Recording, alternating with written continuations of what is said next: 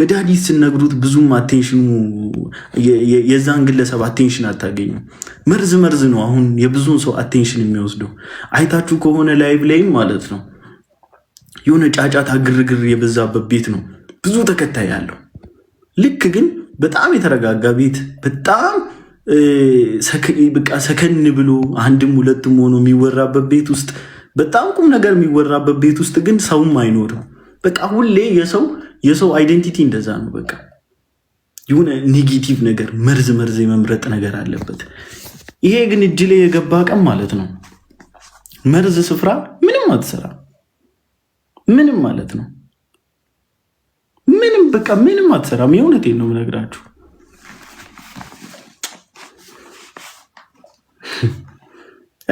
እኔ ጌታን ከመቀበሌ በፊት አሁን ወደ 8 ዓመት ሊሞላኝ ነውና ከኦርቶዶክስ ወደ ወንጌላውያን አማኞች ከተቀላቀልኩ እና 2 ምናምን ቀድጃለሁ። መጽሐፍ ቅዱስ ሊሰብኩልኝ ሲመጡ አንቀድጄባቸዋለሁ።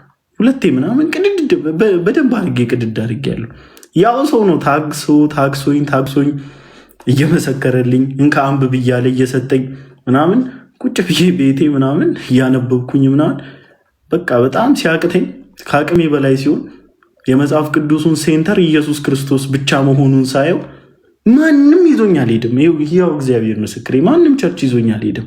ቀጥ ብዬ ነው እኔ መሰረተ ክርስቶስ አምቦ መሰረተ ክርስቶስ እሑድ ዕለት አጠብቄ ገባው። በቃ ጌታ መቀበል የምፈልጉ ሲባል ሮጬ ነው የተነጠፍኩት። በቃ ማለት መቋቋም ራሱ ይከብዳል። በቃ የሆነ ነገሩ ያለው እውነት ሲገባችሁ እዚህ ውስጥ ያለውን ነገር ሙሉ በሙሉ ስትቀበሉ የመጽሐፍ ቅዱስ ዋናው ዓላማና አጀንዳው ኢየሱስ እንደሆነ ስትረዱ ወይ ጌታ ሆይ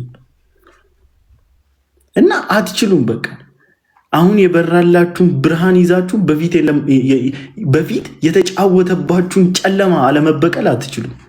ደግሞ ለምኜም ጸልዬም አውቃለሁ። እግዚአብሔር ሆይ በፊት አንተን እንዳላውቅ የጋረደኝን ጨለማ እንድበቀለው እርዳኝ ብየዋለሁ። ደግሞ ረድቶኛል። ቲክታክ ከጀመርኩ 6 ምናምን ዓመት ሆኖኛል እና በጣም ብዙ ወጣቶችን እግዚአብሔር አሳልፎ ሰጥቶኛል። በጣም ብዙ ሰዎችን ቸርች ይዤ አውቃለሁ።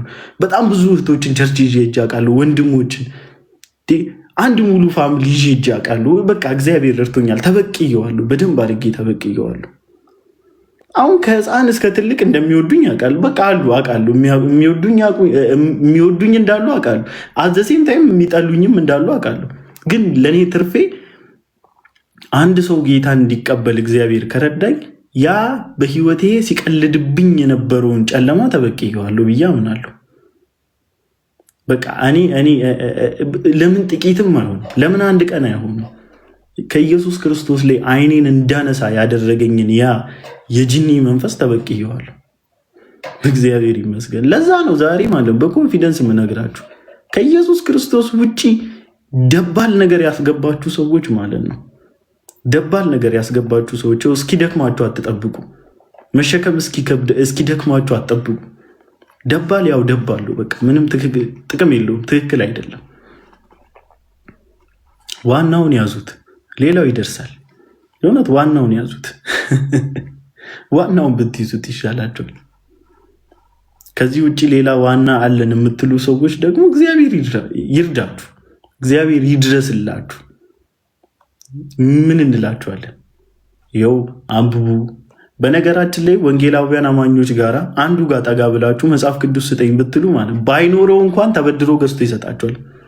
ባይኖረው እንኳን ተበድሮ ገዝቶ ይሰጣችኋል። የእውነቴን ነው ብላችሁ ባይኖረው ተበድሮ ገዝቶ ይሰጣችኋል።